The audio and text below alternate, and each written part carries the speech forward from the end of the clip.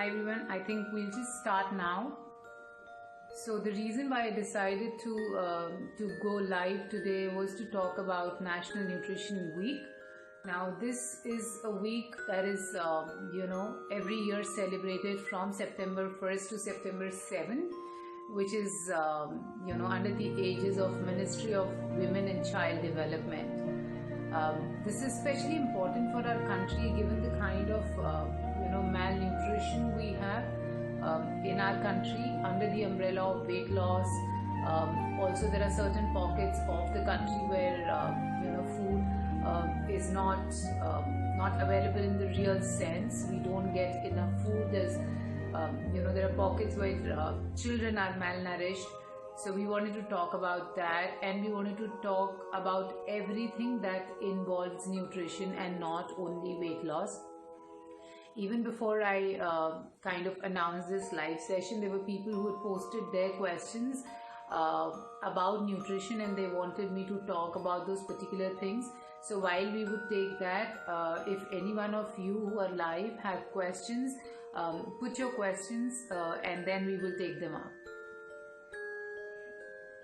So first thing that I was asked while I'm going to talk about nutrition today is that let's talk about rice and roti, because one, there are certain regions of India where people only eat rice, and then there is a lot of this thing going about rice is not good enough, rice causes deficiencies, rice causes weight gain. So that was the first thing that I really wanted to talk about. So the first thing is that if you look at the nutritional content, if you look at the nutritional value of a wheat or a rice or a millet, from the perspective of weight gain or weight loss or calorie content, they're typically same within a variation of about 10 to 12 calories per 100 grams, not more than that. So 100 gram of wheat will give you 341 calories. The rice may give you 350 calories. So that's the only difference that we're talking about. But when it comes to whether rice is nutritious or not, yes, rice is nutritious. But then what happens with rice is that rice is totally polished now. If we go back to our earlier days, in India, we had I am talking about mid-70s, where we had across the country where we just had 129 rice mills, which used to polish rice, and so there was not enough supply of polished rice, and thereby people would end up using a lot of hand pounded rice, and thereby they would get a lot of nutrition with those hand pounded rice. They will get their vitamins, they'll get their minerals, they will get their fibers. Now over the years, so when I talk about mid-70s, there were about 129 mills, and today only within India we have more than 1 million rice polishing firms, which are these mills which keep polishing. So now imagine the amount of polish that the polishing and the refining process that the rice is going through, that it is totally devoid of its nutrition. Now why do we do that? Because it works very well for the manufacturer. So the more polished the rice is, the longer the shelf life. So it works in their favor, but for a consumer, it works against you. And it's not only with rice. So from 129 mills to more than 1 million mills now which are polishing rice, and thereby you see these shiny rice everywhere without any husk, without any fiber.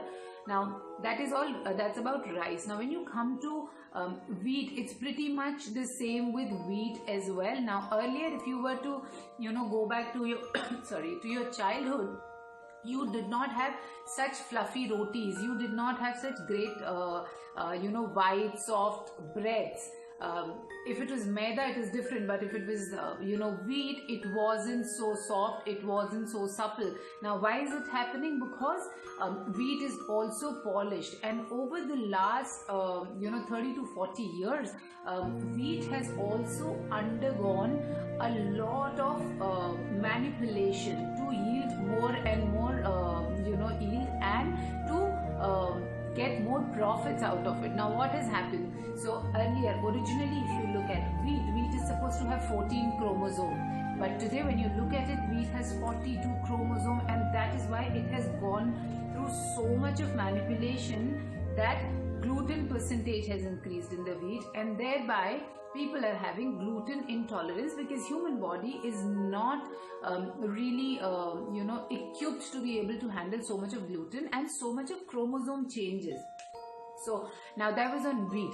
Millet also, to our surprise, when we kind of checked, millet is also now to increase the shelf life, the mills are polishing millets as well. So whether you take wheat or you take rice or you take millets, they are all polished. So your best bet is to look for grains which are not polished.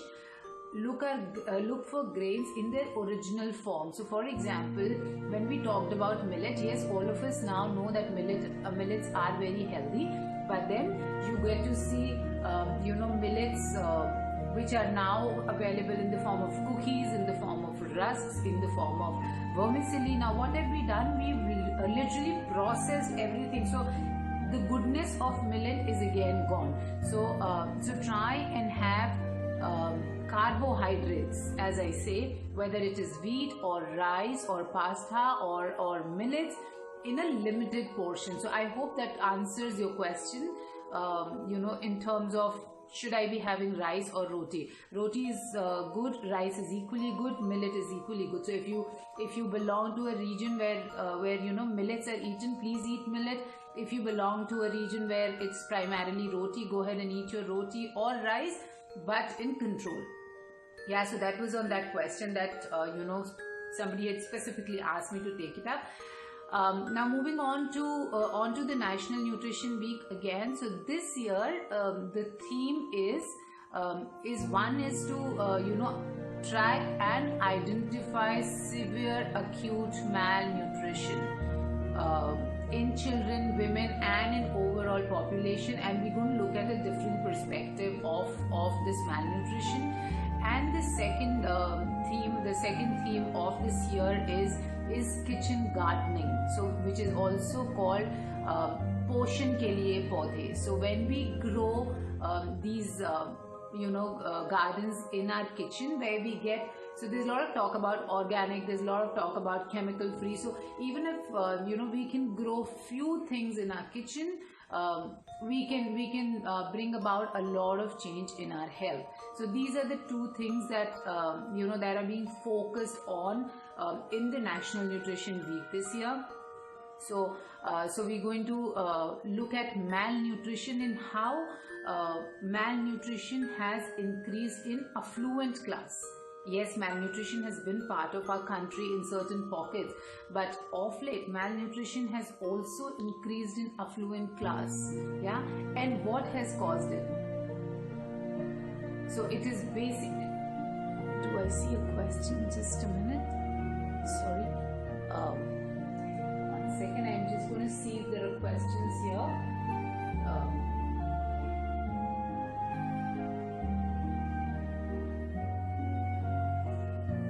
Sorry, I'm not able to see questions. I'm not so good with multitasking when it comes to checking questions here.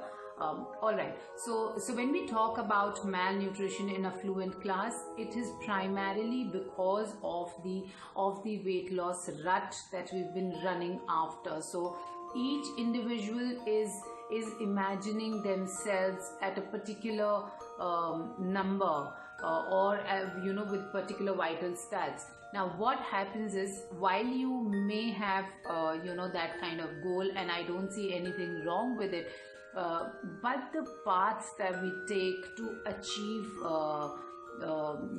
achieve these numbers is where we go wrong. We start eating a particular kind of a diet, which somebody has told us, or which we've seen, thinking that it is going to give me a drop on the scale. Now, while I do get that drop in scale, what it does in the bargain is that it makes me very, very weak internally. I feel fatigued all the time. I am not able to cope through the day in terms of my energy levels. There's irritation, there's mood swings, and that's happening across. That's happening across, because what happens now? Somebody's told me that, okay, don't eat carbs. Carbs are bad. So I decide to make a diet for myself, or I go to a professional saying, okay, I need a diet where there are no carbs. So when I have removed a particular macronutrient from your diet, you will not feel healthy, because every macronutrient in your body has a job to perform, has a task to perform. So if you're not taking carb, you will not be able to fall asleep. You will feel very, very dull in your brain, because carbs, which then turns to glucose, is the fuel for your brain. Now similarly, if you are not taking fat is very, very important for your brain. Now I have had clients who've tried almost everything and then have come to me. They have tried gluten free, they have tried zero carbs, low carbs. They lose weight and they gain it back, and then in the bargain, their skin, their hair, their nails, their energy levels, sometimes even fertility becomes an issue. Yeah, so you have to make sure that you're eating a well-balanced diet, and that was the post that I had written yesterday, that when we're talking about National Nutrition Week, we're talking about a very, very well-balanced diet, which is a diet which is well-balanced in terms of your macronutrients, in terms of your vitamins, minerals, and a diet which is also well-balanced in the form of your region. So for example, a lot of Indian origin, when they shift abroad, in whatever country they are, they need to understand that while they may eat the fruits and vegetables which are available there, because that has a short shelf life, but they must eat the grain that they belong to. So for example, an Indian, which will give you a lot of nutrition, it will keep your energy levels high, it will give you growth. So we also talked about how does the nutrition life cycle works.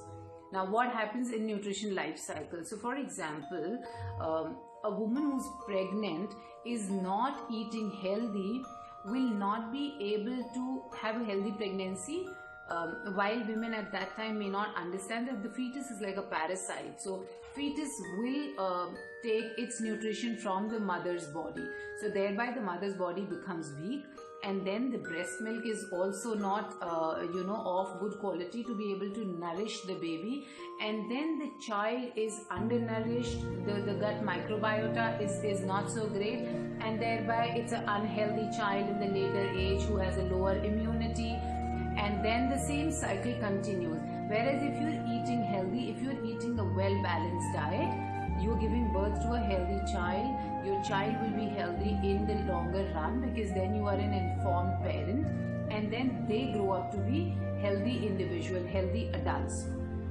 Yeah, once that happens, the whole cycle repeats. So that's why you need to make sure that your diet, each of your meal has a well-balanced, a well-proportionate diet of carbohydrate, which is your roti, rice, millets, pasta, bread, noodles, whatever you can think of. And it is absolutely okay to eat everything. You cannot just divorce a particular food item saying that that's going to make you fat or that's going to make you slim, because there is no magical food like that. So it needs to have a portion of carbohydrate, which is 1/4 of your plate.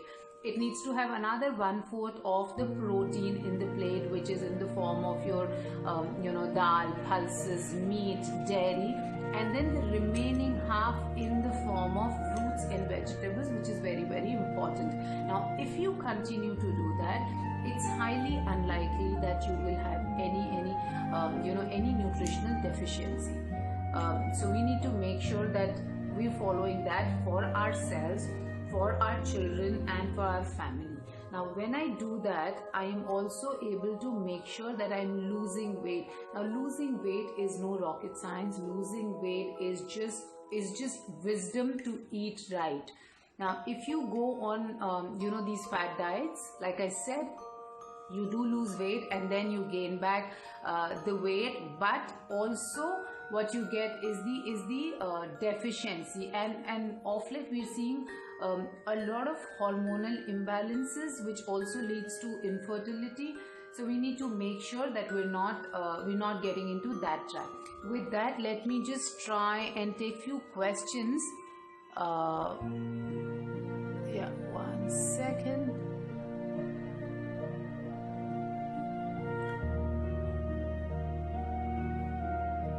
There seems to be some issue that I'm not able to see the questions.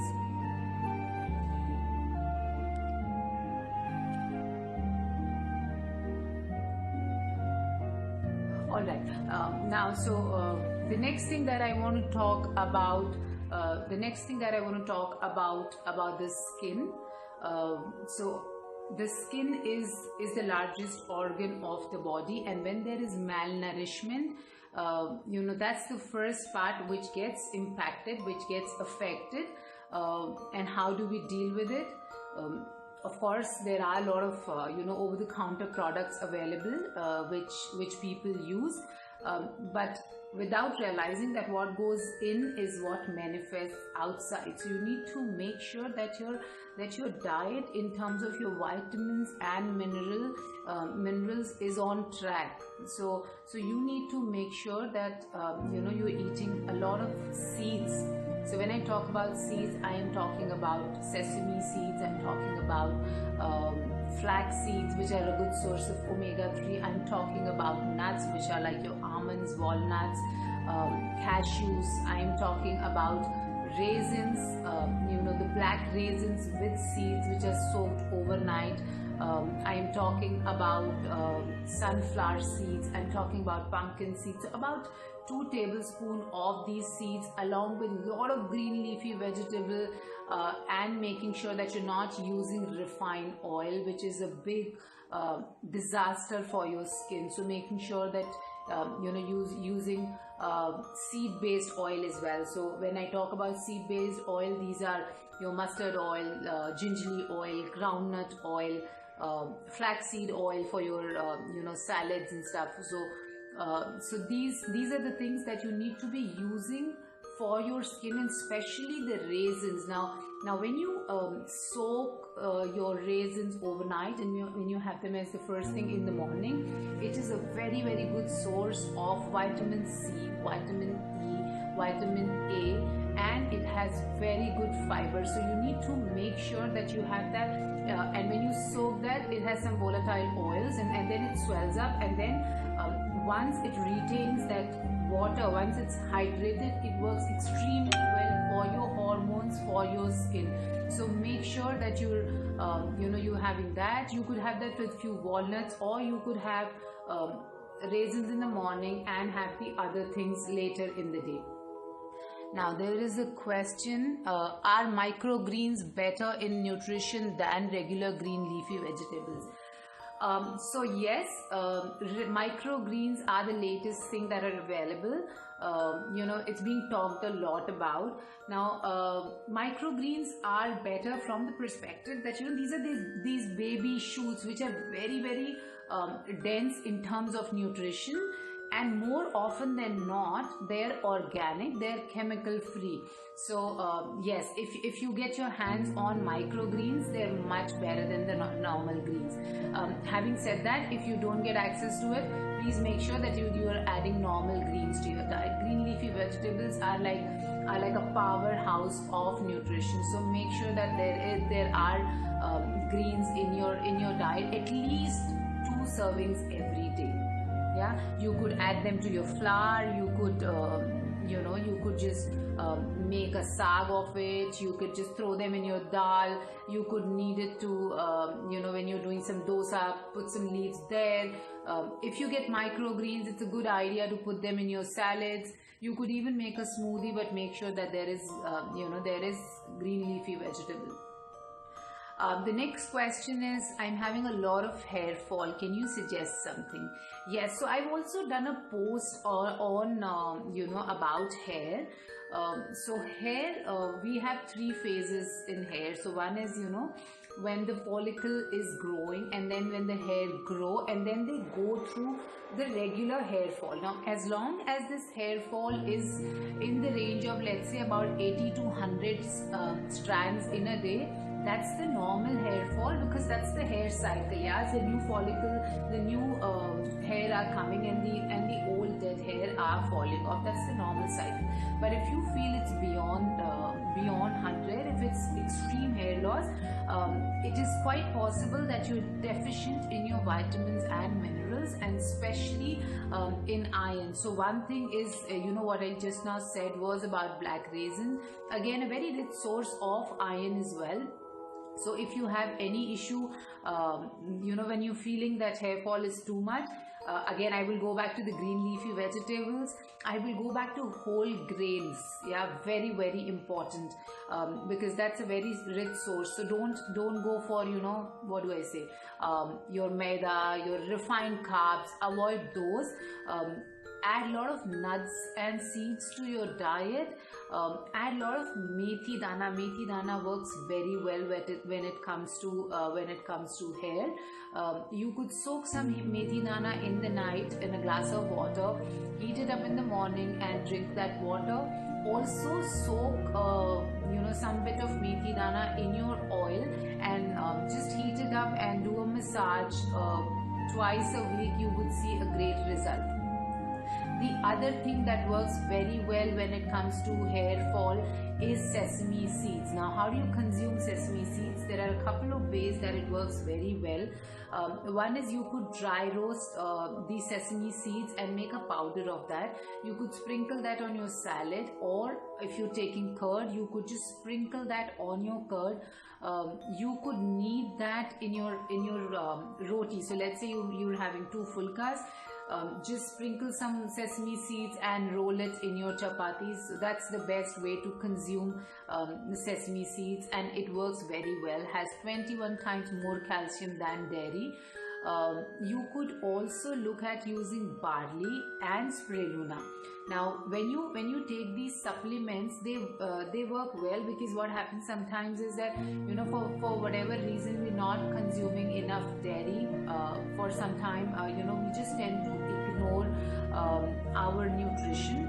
So when you take these supplements, so for example, 1 spoon of barley seeds, about a teaspoon of methi dana, about a teaspoon of sesame seeds, 6 to 8 raisins in the morning, 1 spoon of nuts and seeds mixed through the day, at different timings, you would see a great improvement within about 20 to 21 days. You will see a great improvement in your hair fall, in your hair growth. So yeah, that's on hair.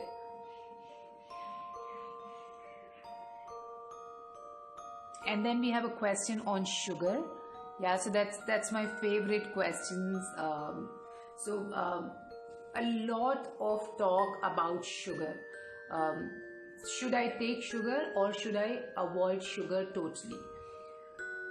See, when you take sugar, what happens? There is a effect. There's a calming effect, or there's a sugar rush. So this is the same effect that you get when a person takes dopamine, which is a drug, right? So now what happens when you, let's say when you eat a gulab jamun, then you want one more, and the same thing happens with a chocolate or an ice cream. Now, if you're I definitely don't advocate zero sugar, but I always tell people to take it in moderation. So let's say if you have a sweet tooth, so you need to really train your mind to be able to eat sugar in the way that you're able to enjoy and not feel guilty about it, and not have not get addicted to it. So let's say one dessert a week is what you can do, and again, dessert also in a moderate quantity. The place where I would want you to avoid sugar is your tea and coffee. So if you're somebody who takes about 2 to 3 tea or coffee in a day, if you're able to really avoid sugar there, you've almost won the battle. And I'm not talking about artificial sweeteners. You know, when you're consuming artificial sweeteners, what happens is, okay, today you've had tea at home with a stevia or a sugar-free, or whatever artificial sweeteners are available. Now, when you visit me, I don't have that. And your palate is still not used to the taste without sugar. So what do? And you say, okay, you give me sugar. And then you go back to the same cycle. So 21 days is all that it would take you to get out of the habit of using sugar or artificial sweetener in your tea or coffee. Yeah, because that's something that most of us as Indians do consume, at least about 2 cups of tea or coffee. So if you're able to remove that, nothing like it. The other thing is, sugar is not only white sugar which you use in your kitchen. Sugar is also honey, sugar is also jaggery, sugar is, coconut sugar, palm sugar. They are all the same. So don't really fool yourself saying, okay, I'm not using sugar, I'm just using jaggery or I'm using honey. Calorie wise, they're all same and they do the same thing. If you really want something sweet, then rather reach out to a fruit than a sugar, which is much better. And obviously goes without saying that you must avoid these pack of chips and the refined things that we get in the market, where they say it's non-fried, it's baked, it's air fried. So what they do is they actually, when they're showing you that there is no fat, they're adding sugar to it to make it palatable, to make it tasty. So make sure that you're cutting down your daily allowance of sugar. If you want to be really healthy, is 1.5 teaspoon in a day. So now you need to measure, you need to plan accordingly. You go overboard, you have a gut issue, there is inflammation, you have addiction towards sweets because you can't stop at one, and then that gives rise to a lot of gut issues, a lot of gut irritation, because all the bacteria thrives on sugar, and sugar causes about 52 types of cancer. So you need to make sure that you're controlling your sugar. Yeah. The next question is okay, foods that can boost your memory. So these are your typical vitamin and minerals that help you there. Vitamin B12 definitely is something that tops the list. So you should be looking at some bit of dairy, some bit of cheese, whole grains, zinc, selenium. So again, your nuts and seeds come in play. Now, while some people have painted a very negative picture of dry fruits and nuts, because they felt that it was high in calorie, but these are seeds and nuts which are really, really important for all of us in minuscule quantity. Now, if you take 1 spoon of nuts and seeds, these problems are pretty much taken care of. So make sure that you're using almonds, walnuts, sunflower seeds, pumpkin seeds, sesame seeds. A mix of these 5 seeds are very, very important. And then we move on to things like groundnut. We move on things like flax seeds. Now this is a separate, so we've spoken about 5 seeds which go in one trail mix. Then you have groundnut, you have flax seeds, and you have black raisins. So make sure that these 8 things are being consumed in your daily diet, along with a lot of leafy vegetables. It will really help you improve your forgetfulness. Yeah. All right.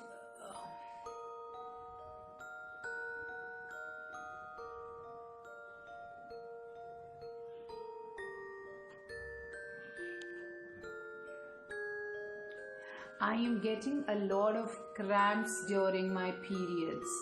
Alright, so now, yes, this is quite normal. A lot of women go through this. I've spoken about it in one of my previous videos when we talk about, cramps or the stomach pain. And we would definitely not advise a painkiller until, it's unbearable, or, there is certain sort of imbalance that you're dealing with. However, if you start taking care of your body from your mid-cycle, you will realize that by the time you reach the menstruation cycle, you will not have any pain or cramps. For example, if you take a banana between 4 to 6 p.m., from the 14th day of your cycle, you will not have any cramps. You will have a very, very smooth menstruation cycle. Start having peanuts and soaked black raisins. These three things do very well when it comes to periods, having a smooth period without any cramps. The other thing which we've always tried and works very well is ajwain. What you can do is just dry roast ajwain a little bit and keep having that ajwain through the day. You could chew that ajwain, or you could just swallow it with some water. It takes care of your stomach pain, it takes care of your cramps, it takes care that your flow is better if you're having scanty flow. So follow these things, and I'm sure you will have a smoother period cycle the next month around.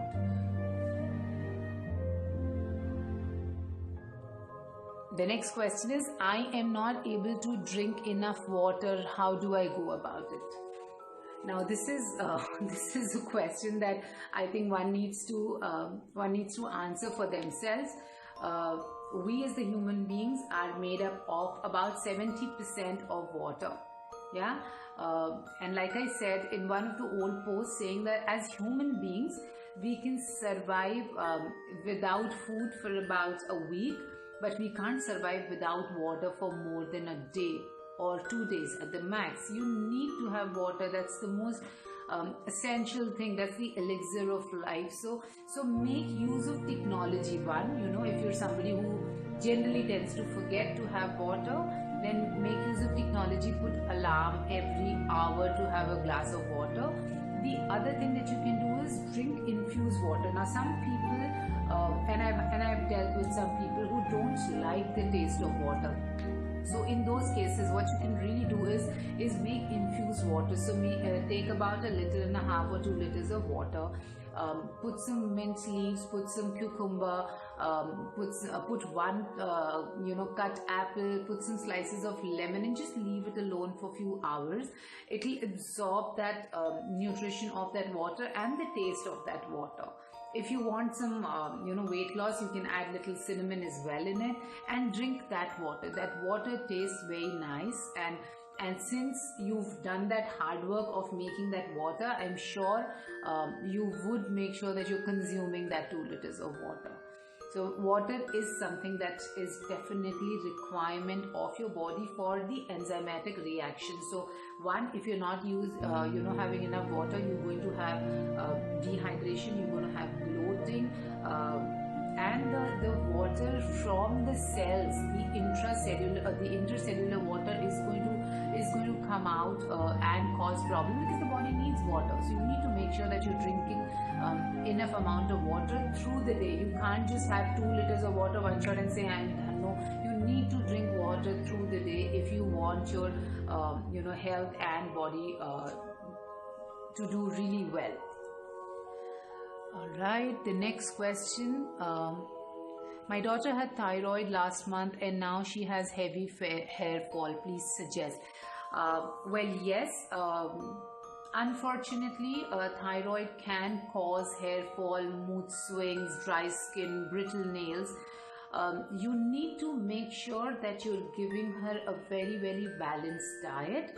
I have done a specific video on what you should be giving to a person who has thyroid. You need to also make sure that there is some kind of physical activity and there is good amount of protein. Yeah, so absorption. Now this thyroid gland that we've spoken about, out. Now this is a butterfly looking gland in this area. While it's a very tiny thing, it has a very, very important function in human body. Yeah, it controls the metabolism of your fat, protein, carbs, everything. It manages the thermogenesis of the body as well. Now when that is malfunctioning, there are a lot of issues that one will deal with. So now typically if you're talking about hair fall, you need to make sure that there is good protein going on into the body, in the sense, now you need oh okay, sorry, it's not, oh I'm sorry, all right. Yeah, so we will talk about that.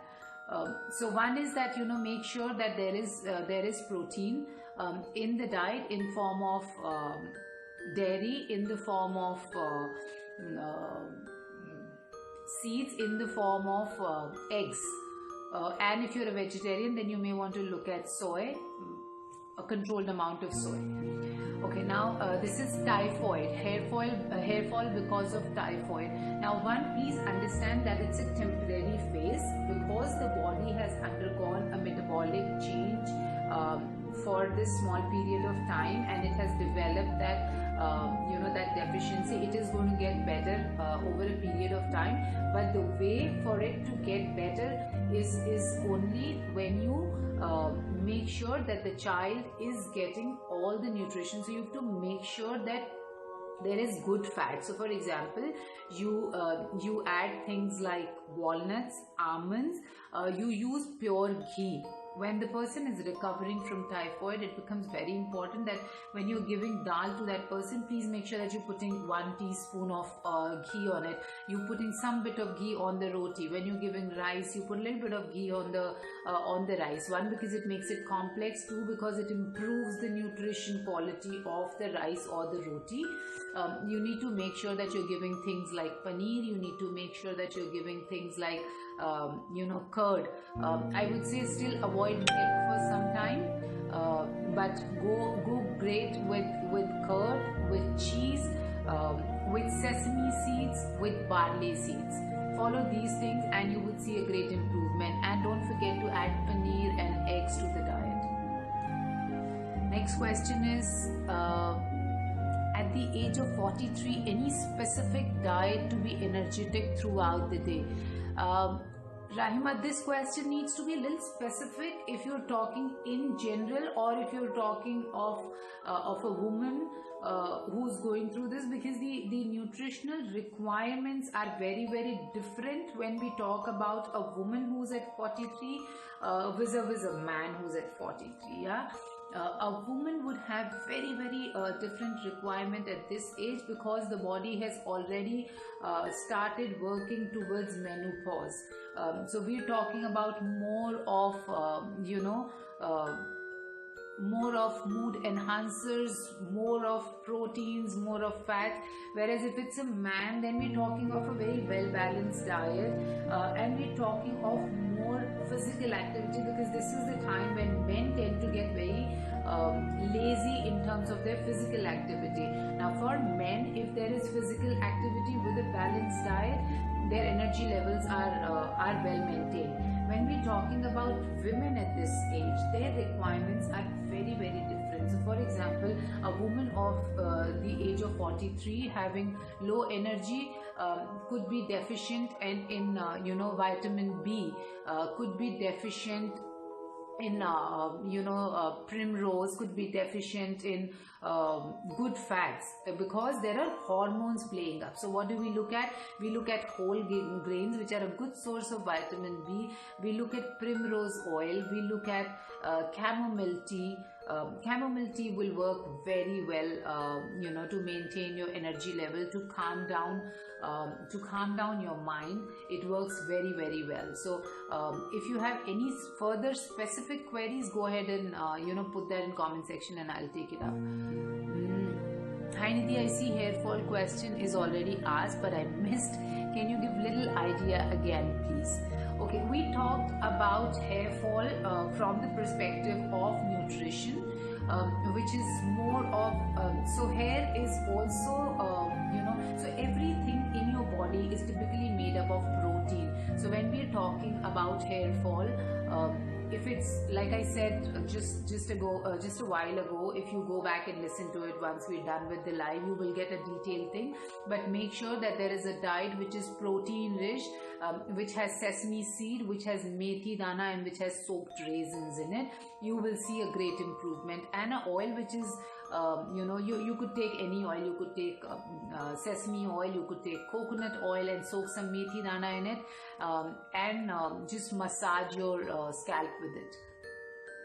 Okay, Rahima says she's talking about women. Now, Rahima, if it's about women, it is typically the menopause phase, and it is a typical time when women go through these low phases of energy. So make sure that there are whole grains. Definitely, there's no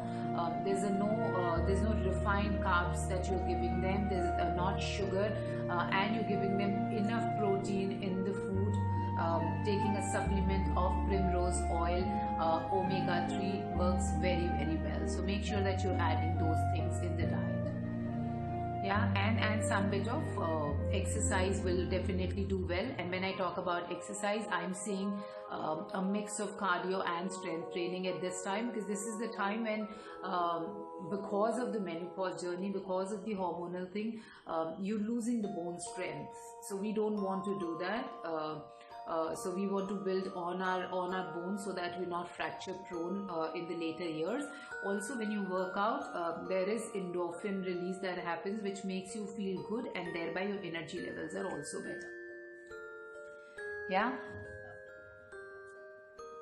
The next question is, what are my options for protein? I'm a vegetarian.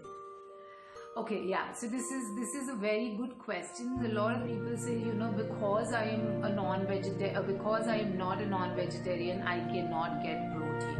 No, this isn't true. And if you look at our country, we are primarily a vegetarian country, and now world over there are people who are going vegan as well. So your best bet to get protein is your dals, your pulses, legumes, dairy. In dairy, you could look at milk, you could look at cheese, you could look at paneer, you could look at curd. Also, you could look at soy. Soy is a very rich source of protein. You could look at soy milk, you could look at almond milk, you could look at tempeh, which is a fermented form of soy. You could look at edamame, which is a soybean, the green bean, which is a very good source of protein. Your nuts and seeds are a very good source of protein, so you can look at that. Drumstick leaves in terms of vegetables, yes, there are very few vegetables which are rich in protein. So you look at mushrooms, you look at peas, you look at drumstick leaves, which are a good source of protein. So if you're having one thing in every meal, so let's say you're having dal and curd in your lunch, you've got your protein there. You're having soya roti in your dinner, or soya chunks curry in the dinner, you're done with your protein. If you're having a paneer sandwich in your breakfast, or if you're having a glass of milk with your breakfast, just mix and match in all the meals, and there you go. You have enough and more protein. You don't need to, and please make sure that you don't make this as your obsession. I have seen people who've come to me saying that to meet our protein requirement, I was only eating paneer and soy and dal or eggs, and now I'm done with it and I can't eat. I just hate the sight of it. So don't make it an obsession. Like I said, a well-balanced diet, which is what we're really talking about in this National Nutrition Week. A well-balanced diet. Look at your plate, yeah. So make 3 portions. 1/4 of it is carbs, 1/4 of it is protein, and half is fruits and vegetables. You will get all your nutrition. You really don't need to get psyched about whether I'm getting protein or I'm getting fat. If you get into this these scientific jargons of fat, protein and carbs, you will pretty much lose it at some point or the other. So you need to make sure there's roti or chawal, which we always eat. There's dal or dahi, and there's sabzi, and there's salad, and you're pretty much done. It's a simple meal which serves you everything. And also please make sure that you're not running after balance in all meals. So it's absolutely fine that if one meal you could not have everything. Your protein requirement is not going to fall off the wagon just because of one meal. So make sure that you're eating well balanced meal most of the times. There could be times when you're at work or when you're stuck outside somewhere and you cannot eat a well balanced meal. It's totally fine. Yeah.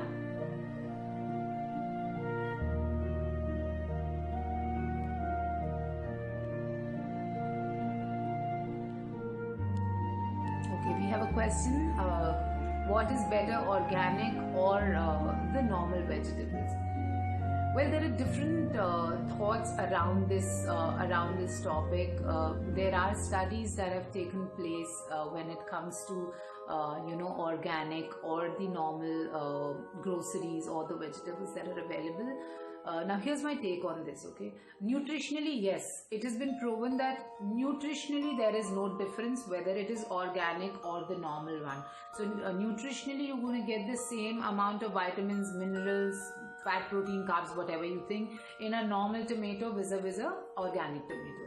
Now, why do we consider an organic tomato is better than the normal tomato? Is because that has that doesn't have a pesticide, that doesn't have chemical.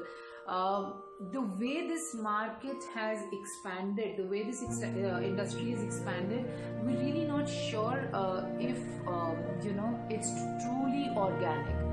So if you know a farm which is really doing organic and you can afford to buy organic, go ahead and do that. But nutritionally, it's going to be pretty much the same.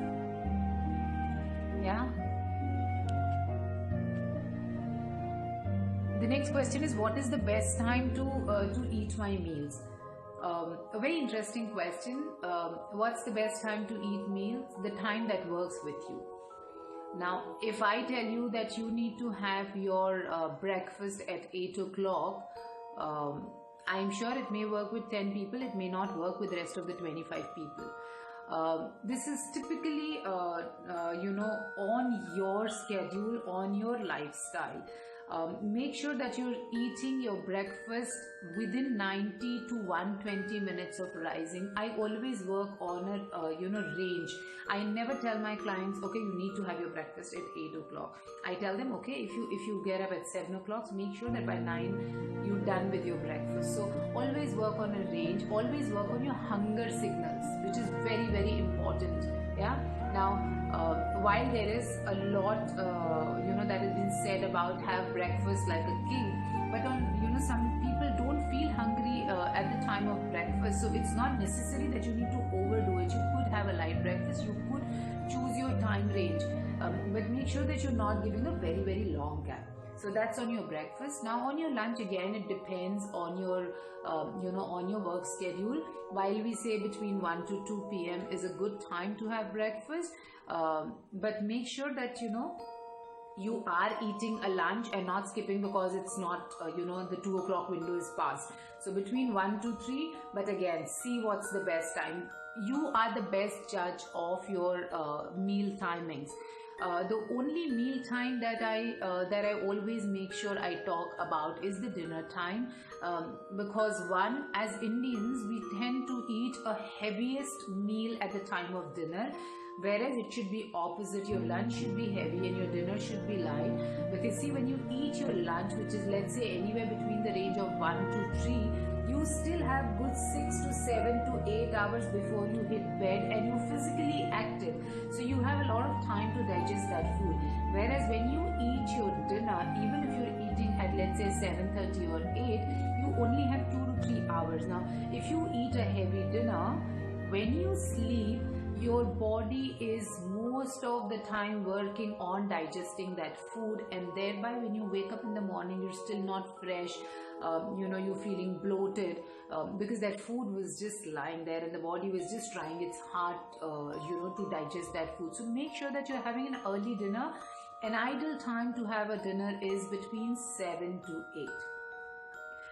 If you are for some reason not able to have your dinner in that time period, make sure as soon as you can you have your dinner and take a stroll for 15-20 minutes to make sure that there is some kind of physical activity and your metabolism is at optimum level to be able to work on that food before you hit the sack.